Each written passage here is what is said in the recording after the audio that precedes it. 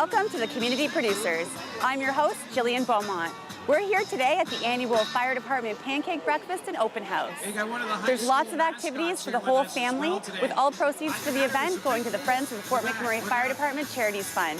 But up first, the United Way has launched a new campaign to get people to the table, literally.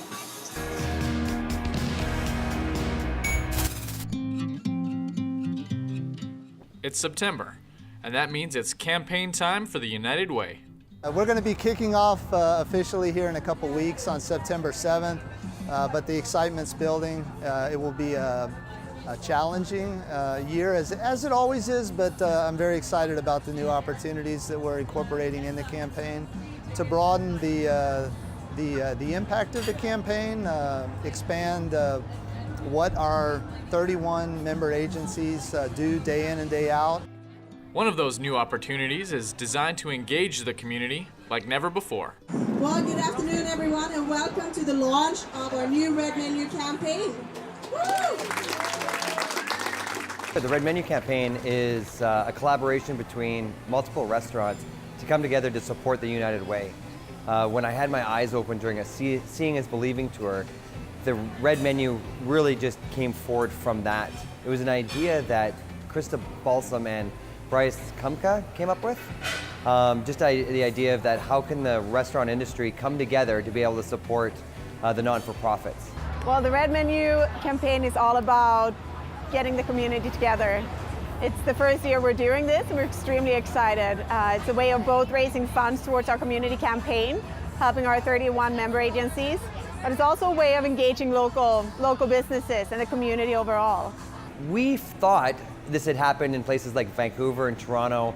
I remember hearing something of this, but when we reached out to get a template, we couldn't find one anywhere. So off the record, I'm saying this is the very first Red Menu going forward, and I think it's going to be the one of many. The Red Menu campaign runs for 8 weeks. Each restaurant has a special menu with proceeds from these menu items going directly to the United Way's community campaign. This is really about community engagement and showing that United Way is all of us. It's not just someone over there or someone over here, but we're all in this together, right? And there's so many people out there helping the entire community that I had no clue that was going on, and I think a lot of people are blind to. So I think with the restaurant industry being involved in it, I think what it ends up doing is that it makes more people aware, and that conversation goes from there is then more people get involved. So I think it has more to do than just the money. It has to do with the participation that comes afterwards. Having personally seen what our agencies do, the staff they have, the clients they serve, it's so important what we do every year to raise awareness for those needs in our community. And just really honored and blessed to be a part of that campaign. It means so much to these agencies in supporting those programs.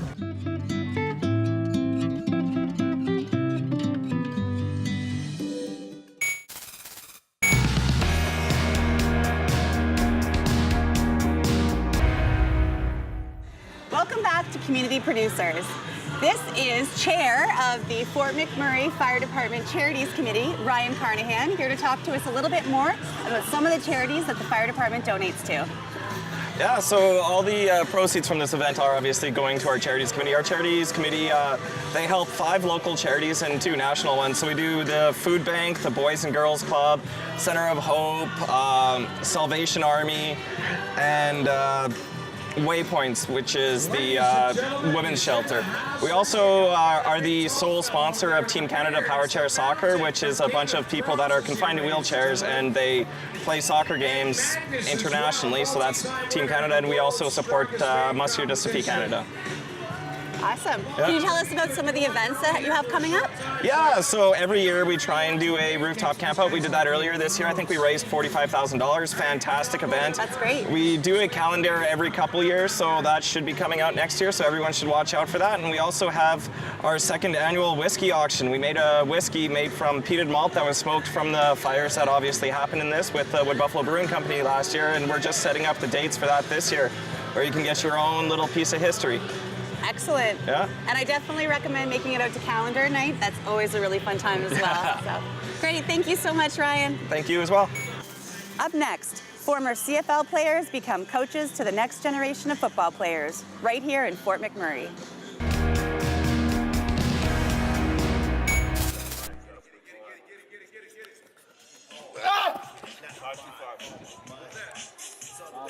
There's no doubt the Northern Elite Football Camp has a pool of impressive coaches to offer a vast array of knowledge for youth 8 to 18. Hi, I'm Kwame Osei, former Toronto Argonaut, current Holy Trinity Knights head coach. What's going on, guys? My name is Kay Okafor, play for the Hamilton Tiger Cats. Kadar Spooner, I play for Winnipeg Blue Bombers. My name is Calvin Mwamba, and I play with the Montreal Alouettes and the Saskatchewan Roughriders, and you're watching Shaw TV. Oh!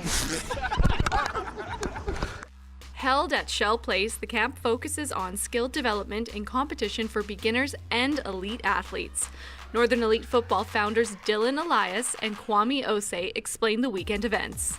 We're growing the sport of football in Wood Buffalo. So right before we kick off season, it's a good chance for all the kids to come together and compete against each other, see what else is going on in the city, and build momentum going into the season. We try to hit that huge spectrum of kids and get everyone a chance to work with all the different coaches. We bring the older coaches with the younger kids, the younger coaches with the older kids, so we can mix it up for everyone.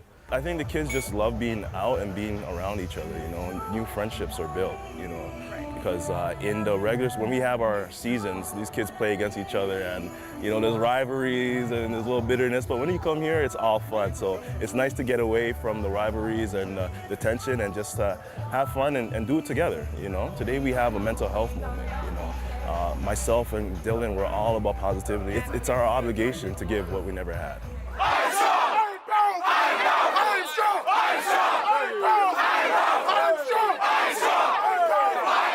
Unforgettable skills and lessons are gained through attending Northern Elite Football Camp. Last year, at first I was an O-lineman, and I switched to receiver, and they taught me like how to catch a ball properly, and how not to like hurt yourself when you're catching a ball. It's good if you want to get a good foundation in your play, and if you want to just develop more as a new athlete. For some kids, this camp is a gateway to their dreams. The first year I did it, it was actually probably the turning point in my career. So it made me a way better athlete, way better receiver, got better hands, and I just did way better from there on. I'm hoping to go down to a prep school in the States by next year and play football there. Camps like this, I don't notice all the little technical things, but I notice that he makes more catches because he's a receiver and he's more effective at getting open. So I see that his skills are just building.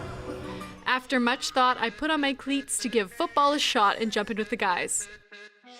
I mean, how hard could it be?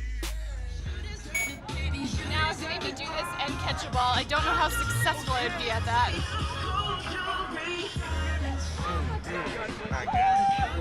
Okay, let's go. Let's get it. Yeah!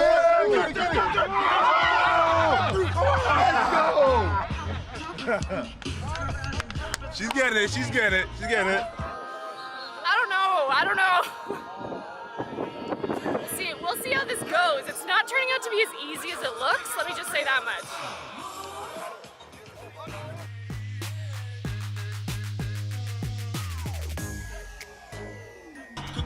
Gotta start in the middle, get those knees up, right? Get those knees up, right? Yep. All right, I see you.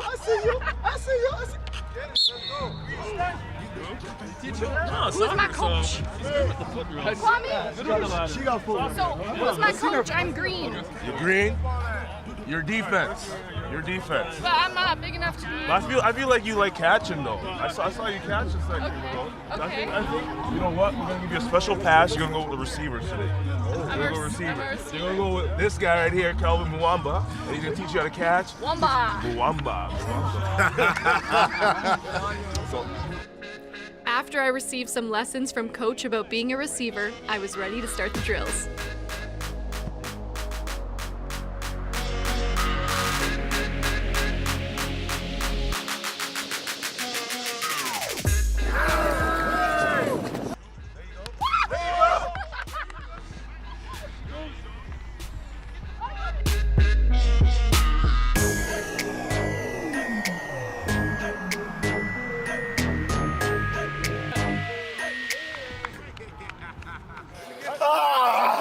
there we go.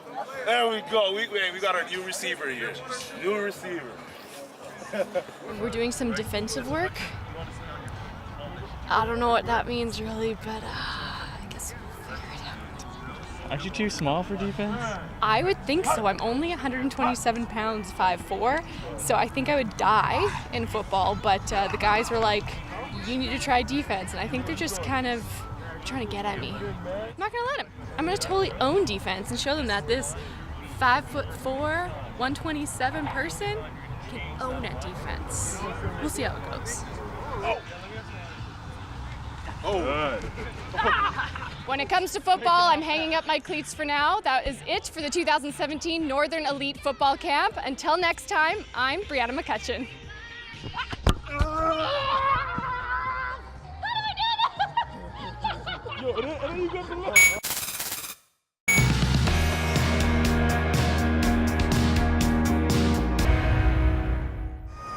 Hi, and welcome back to the Community Producers. I'm here with Assistant Deputy Chief Cranley Ryan. We're here in front of the Fire Blast trailer. Can you tell us a little bit more about what it does? The Fire Blast trailer is a simulator we use for our fire training. All our rookies and our recruits and the general public today, but you know, we use that for the training purposes of our fires and attacking fires and stuff. And the target itself, once you get inside, is pretty simple. It's a propane fire. There's a lot of safeties on it, so we just release the switch, the fire goes out. So it's not really so much the firefighting piece of it that's as important. It's all of the things that it takes you to get there. So the getting to the truck, hooking to the hydrant, stretching the attack lines, getting in the door, forcing entry, and making your way to the target. And then once you get to the target, it's just kind of a little bit of a fire. You put some water on it and it goes out fairly quickly. So it's not really 100% indicative of a structure fire that we would normally go to, but it does have all the features and heat and flame and temperature of a real fire. Yeah. Okay, wow. So this must be a great tool that we use for our new recruits that come onto the department, something to kind of use as a learning tool here? Like I say, it's a great learning tool because all of the things that it takes you to get to the target are there. And it allows us to practice those to get efficient in the deployment of the truck and the hose lines and different nozzle patterns and how to put on our gear properly and wear our air packs and then operate in situations where we'll simulate that something's gone wrong and now you've got to find your own way out because your door access is closed and then you've got to force your way through a wall and so it's a great learning tool. So yeah, there's a lot of excellent features there. Great. Well, thank you so much. That's great. So always come on down to our events, the Pancake Breakfast, so you can try the Fire Blast trailer yourself. And up next, a group of scouts are making an effort to revitalize a community that's far from their own.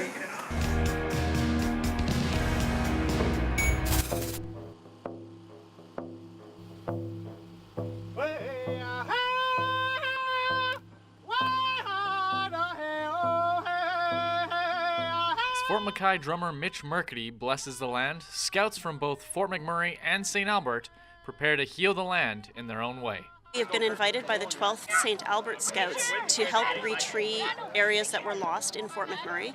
And it's actually the area that we're going to be planting is significant to us because it is an area of town that we use all the time for day hikes, night hikes, even just taking the kids out to see what tracks, what animals have been out there. It is an area that we use all the time, and we haven't been able to use it for the past year because of the devastation from the fire. St. Albert Scouts leader Isabel Shea says the youth were eager to help their northern friends. We knew about the Fort McMurray fire. The kids went to camp with kids from Fort McMurray who didn't have all their belongings, and they had new people in church, in their school, new classmates, and so they knew quite a bit about Fort McMurray and the tragedy that had happened. It was always on their minds as what we could do to help. And so we saw a tree planting grant. I presented it to the youth and asked them if this is something they would like to do, and they were very eager to get here and help the community that had gone through so much. And the trees were the perfect answer because trees are such a symbol of hope and regrowth and rebuilding. It's one thing to be involved and on the ground, but for somebody who doesn't live here to recognize what a significant impact this makes to our community and to our Scout group is phenomenal, and we're so grateful that they chose this project to come and help Fort McMurray get back to normal. We've heard about the fires forever, and we haven't really gotten to do much except for donate, and it's kind of fun. Yeah, it's great to be help community regrow. This regrowth will take the form of 850 saplings planted in a portion of the Birchwood Trails. Farah Terpstra, an arborist with the municipality, says this will go a long way to restoring the beautiful forested areas around us. So we've lost 17% of the forested canopy in Fort McMurray, and that would be trees like in people's backyards, trees along the trail system, trees in the native forest that's like enclosed within the city as well. So these types of tree planting are going to replace approximately 5 to 8% of that area, and we expect to see some really good returns. We also have about 5% that is going to remain as untreed, so that will be returned to a grassy type condition so that it remains as a fire break, which is a very important message to communities, not just like for Fort McMurray, but to every forested community. Because if we don't have those breaks, then fire can travel through a community very quickly. I think it's wonderful. I think it will encourage people to get out into the spaces again. There's been, for the last year, it's been very tough to get out. There isn't as many outdoor facilities or trails open to the public. And we've been hearing a lot of feedback from people in the community that they're disappointed because all these things that they used to be able to do, they just can't. So to have this tree planting and help us get back to what was normal for us is phenomenal.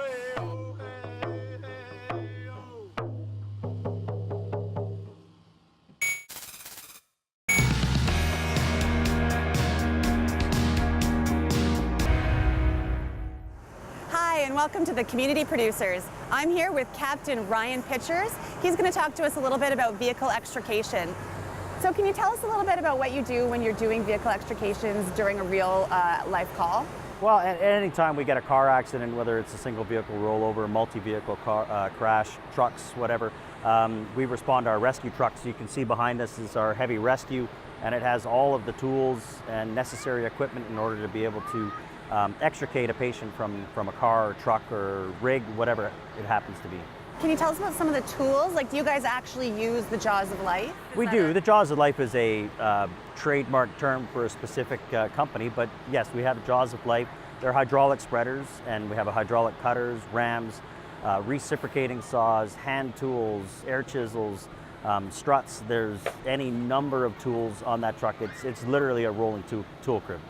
So when you're responding to a call knowing that you're going to be doing a vehicle extrication, what's kind of the time turnaround on that? I mean, it could probably take quite a long time depending on the severity of the call. It does. It depends on the severity of the trapped victim, and I mean, they can take up to hours, they can take 10 minutes. It's all dependent on how badly twisted the vehicle is. Okay, awesome. Thank you very much. You're welcome. Up next, families rebuilding their homes got a nice surprise from a local retailer.